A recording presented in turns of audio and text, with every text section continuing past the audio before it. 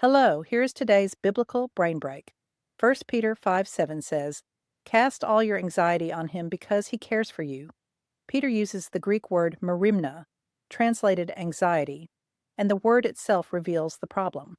Merimna comes from the root merizo, meaning to divide or to split apart.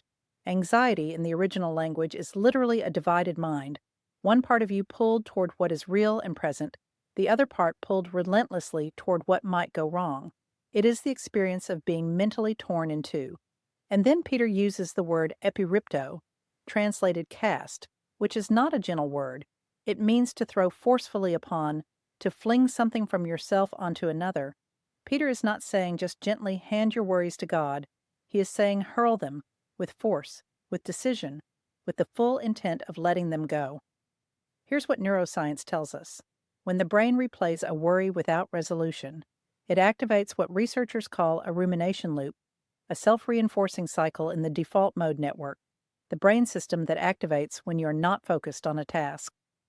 Dr. James Pennebaker at the University of Texas spent decades studying what happens when people externalize their anxieties, putting them outside themselves through writing or speech rather than cycling them silently.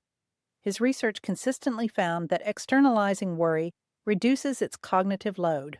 Cortisol levels drop, immune function improves, and the frequency of intrusive thoughts measurably decreases.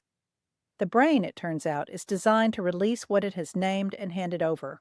In other words, the act of casting that Peter commands is one of the most effective neurological interventions available to you. Here's your practice. And the physical elements matter. Step 1. Set a timer for 7 minutes and write every anxiety that is currently dividing your mind. Do not organize, soften, or filter. Write it all, fast, honest, unedited. Let the page hold what your mind has been carrying. Some examples of what might come out. The conversation I don't know how to have. The thing I did that I can't undo. The outcome I cannot control and cannot stop thinking about. The fear that what I'm hoping for won't come. Step 2. When the timer stops, put your pen down. Place your hand flat on the page for a moment. Then slowly close the journal and say out loud, I am casting all of this on you because you care for me. Step 3. Do not reopen it today.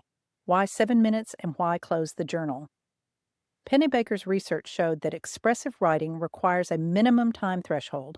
Less than 5 minutes produces limited benefit because the brain needs time to move past surface level worry into deeper processing. 7 minutes crosses that threshold, and the physical act of closing, combined with the verbal declaration, engages motor cortex, auditory processing, and language centers simultaneously, creating a stronger neural signal of completion than thought alone can produce. Your brain needs a concrete gesture to mark the handoff as real. Merimna, a divided mind. Epiripto, a forceful throw.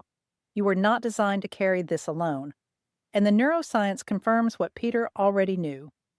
Cast it today and let your brain exhale. This is one of the practices we work through in my Renew Your Mind program at Pathlight Coaching. I'm Christy Wharton, and I hope this brings you real relief today.